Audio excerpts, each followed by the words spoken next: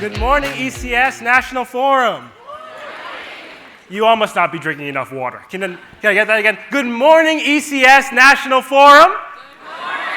That's perfect. Thank you so much. Thank you, Jeremy, for that wonderful introduction. My name is Senegal Mabry. I serve as Assistant to Chancellor of the New York State Education Department. I also serve on the Obama Foundation's My Brother's Keeper Advisory Board. My work is laser focused on transforming and tailoring outcomes for young men of color and for students across the state of New York. My work is about trying to find the right way to engage all policymakers and stakeholders across the state. And I'm also turning 22 in September. Which means that I'm starting to get old. And I mean that in all sincerity, is that our work as educators is about saving lives and building relationships. But to build relationships, you need to be able to make connections and understand the people that you're working with. Just the other day, I was in Syracuse, New York, working with a young man named Josue, who's a part of an organization called Building Men. And I stood up and I asked all the young people there to tell me what they wanted to be when they grew up. And Josue was the first, and he stood up trepidatiously. He looked me in the eye and he said, "Senegal, I want to be a drug dealer." I fell silent. I was like, huh? And Josue was like, no, it's the thing that makes the most sense.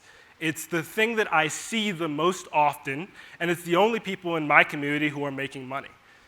And before I could change Josue's story, before I could convince him to change his own life, I had to share my own.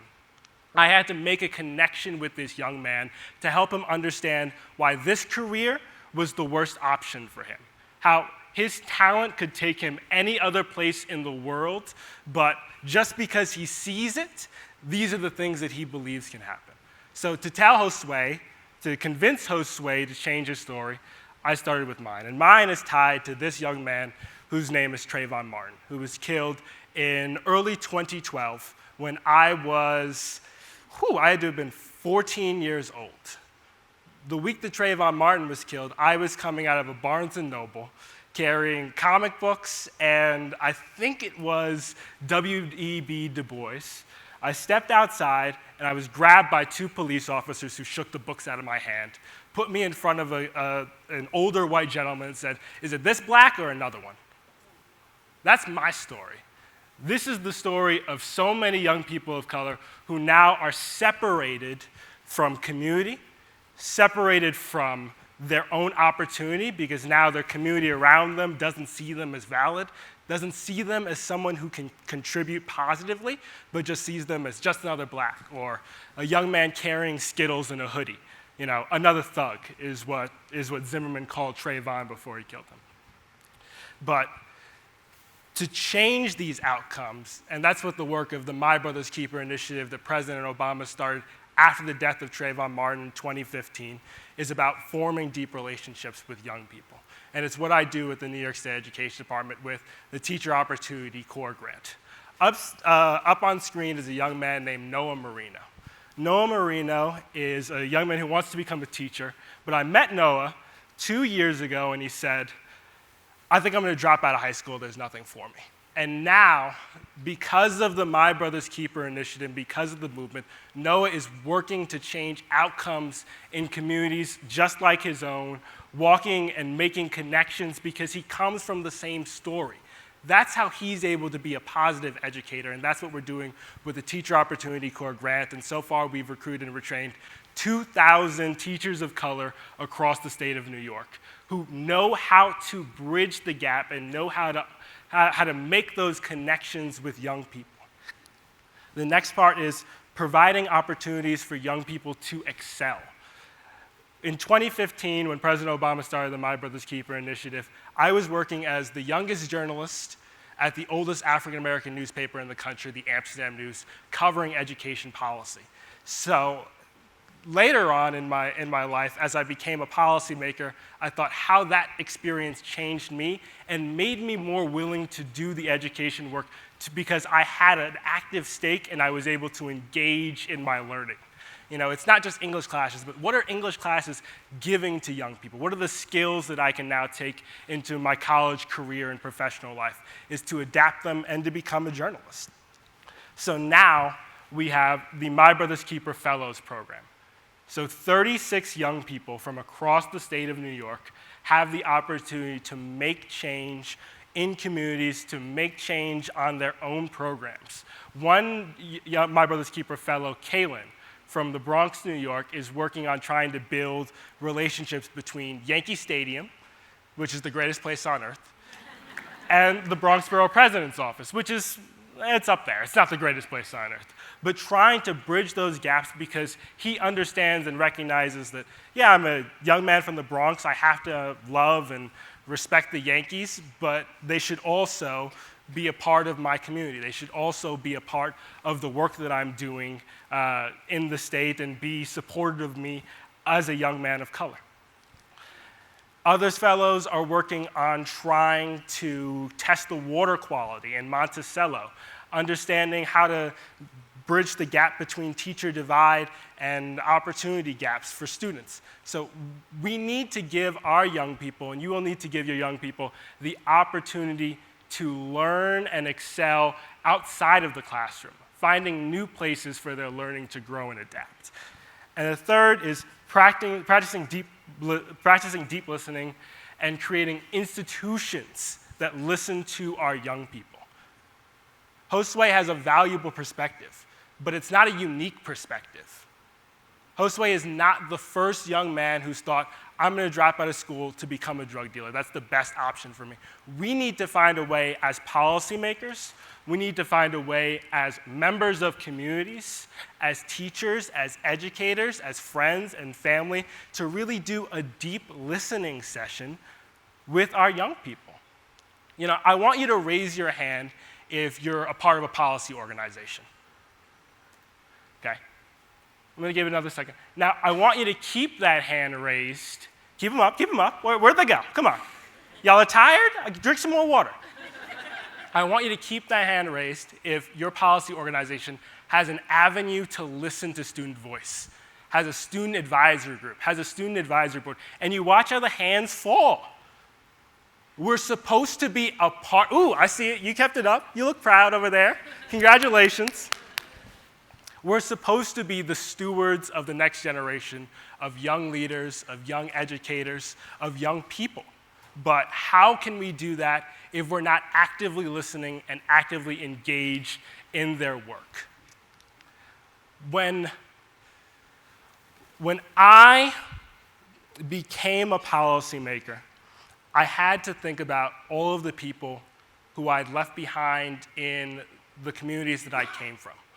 All of my friends who are now incarcerated, my friends who are no longer living because of the life that they chose to live, because they had no other options available to them. They had no other avenue for their immense talent, for their immense intellect, for their immense growth, and the growth that they could share with communities.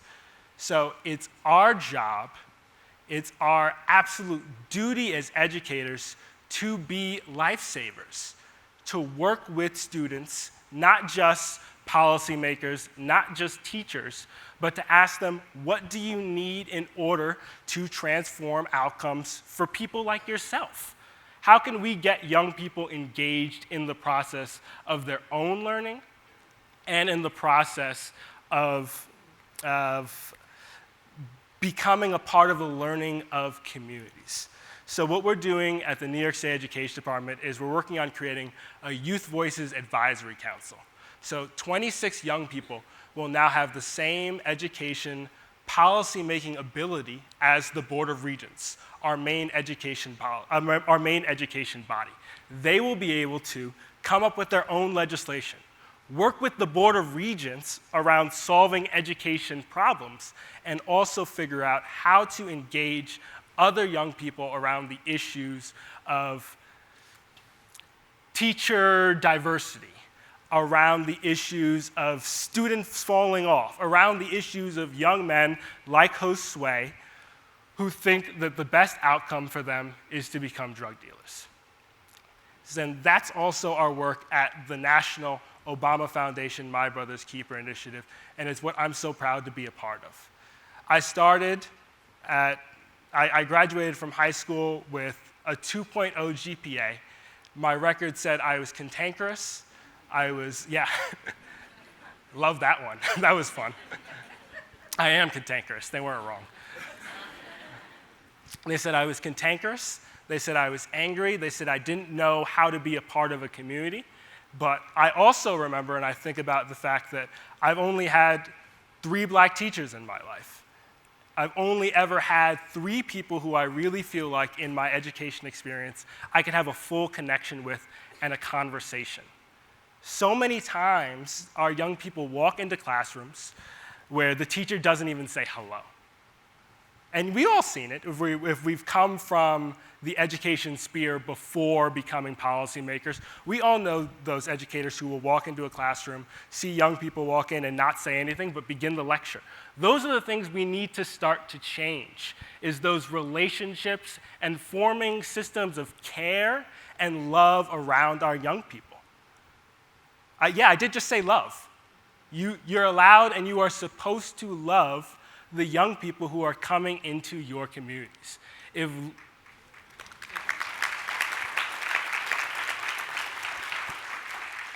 If love isn't your first thought process for becoming an educator, I don't really know why you got in the business. And I think that if your work isn't tied and tailored to love, then we need to reevaluate how you're doing that work. And the process of us having conversations with young people, if Chrysler was going to build a car tomorrow, you'd be damn sure that they're going to ask people who drive what they want in a car. So us building education policy, us building the next generation of education policy makers, you'd be damn sure that we need to ask young people who are going to be taking our seats, and again, my seat in a little while. I know I'm 22, but I'm getting old. So if I'm getting old, what does that say about the rest of y'all? We need to ask them what they expect, what they want, and what they desire from the process of their education, from the making of their mind and also the application of their learning. So that's what I call the wishing you well challenge, finding a way to wish young people well and using our sphere, using our ability and our knowledge as policymakers to be a resource to young people. So I'd like to open up the floor for any questions about the My Brother's Keeper work, about myself, any stories that anybody has about their young people and how I can help you all use your young people more effectively. Thank you.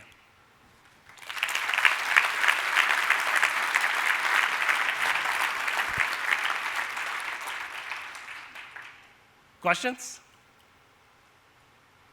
Ooh, ooh, there we go. So you mentioned about 2,000 minorities in New York getting into education. Mm-hmm. That just scratches the surface of our needs.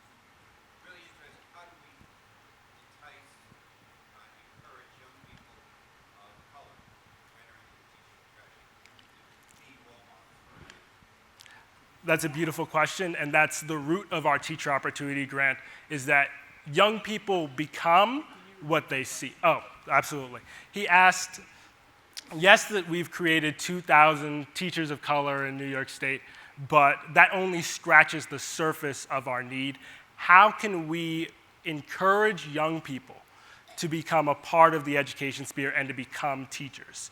And the answer to that is we have to get more teachers who can build relationships with them and who look like them.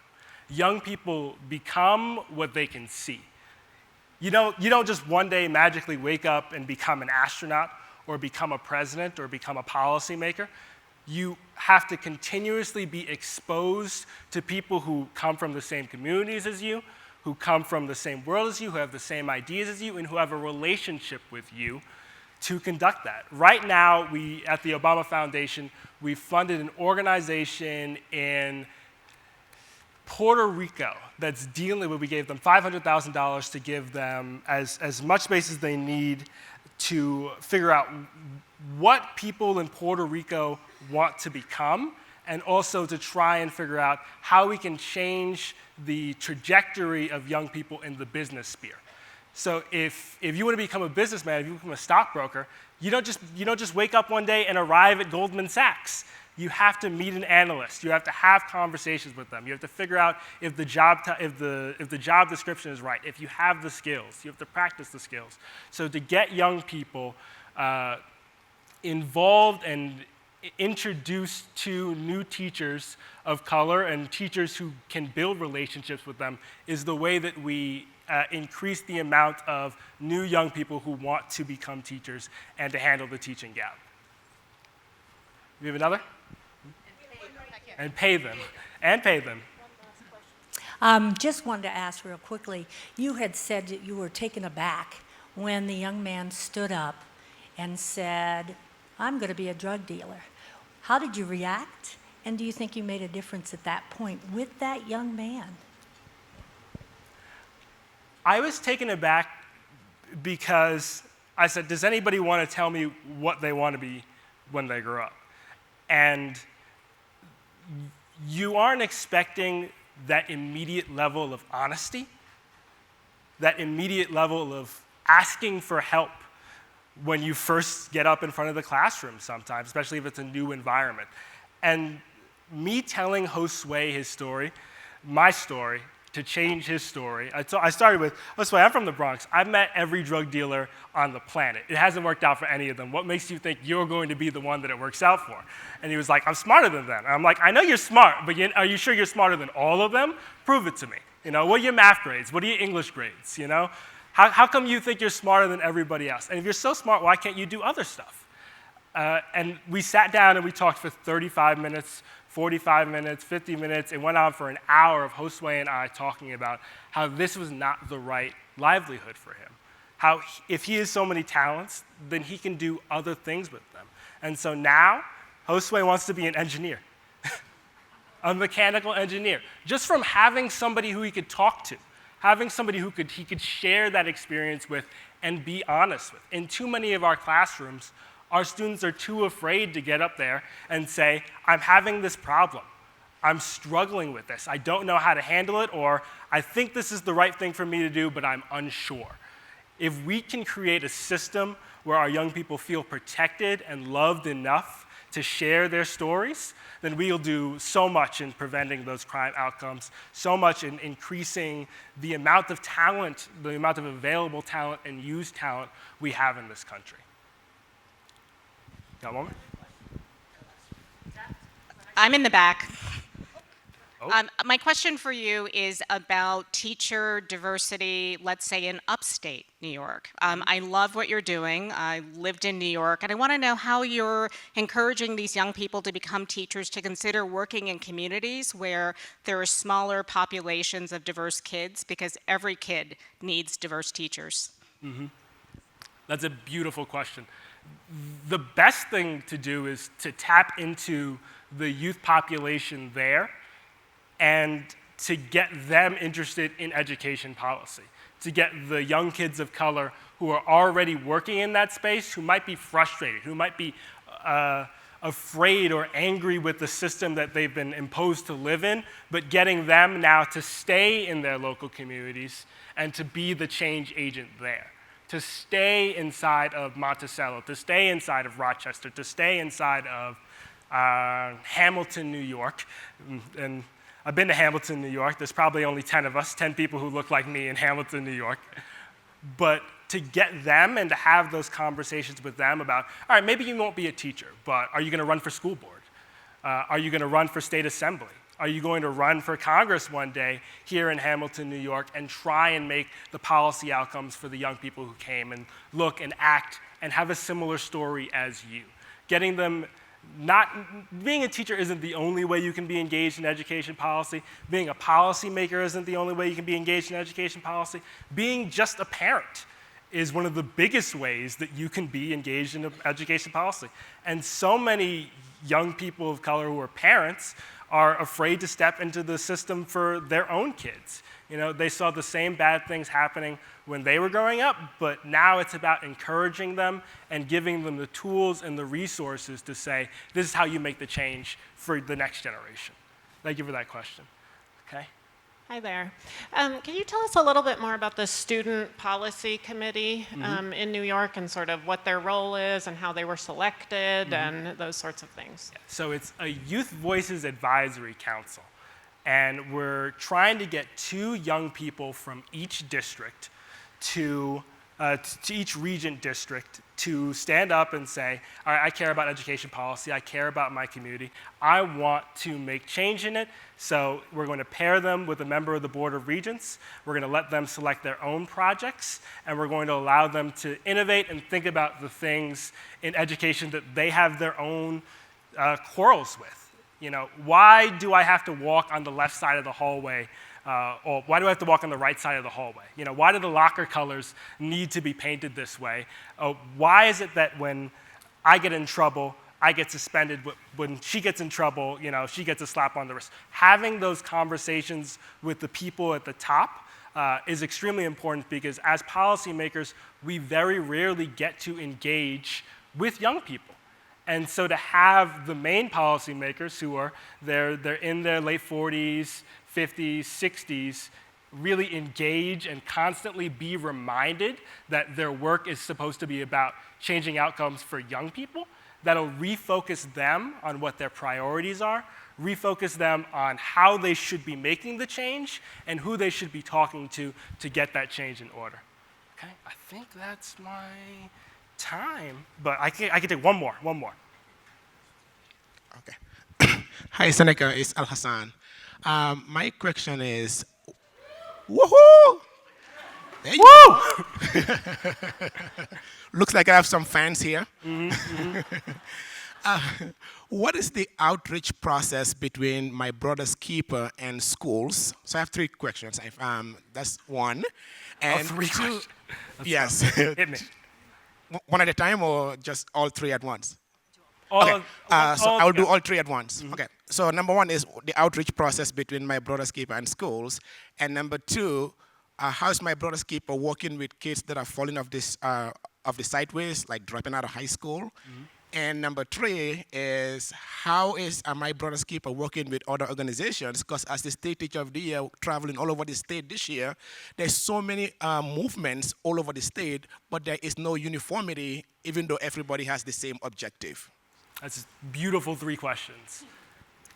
The first, I think, is the most important to engaging young people and engaging school environments.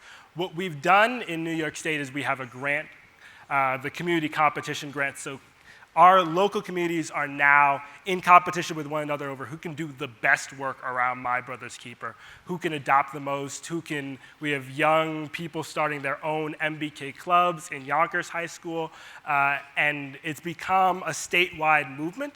In the national level, we just had our Obama Foundation MBK Rising. So we invited around 1,800 people to Oakland, California, young people, school leaders, district leaders who were involved in the work of My Brother's Keeper to reinvigorate and reinvest them in the process so that they can become more engaged in sharing it with their states and school districts. The second question was, do you have the mic again? Kids that are dropping out.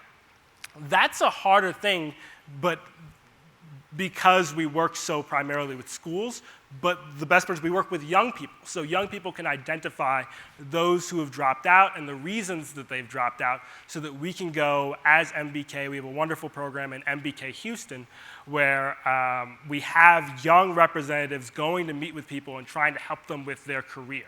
We also, for the last 5 years, did job fairs, large job fairs where we had hundreds of employers come to meet thousands of young people, regardless of whether or not they had made it to high school, but about building the relationships between the employers and the young people.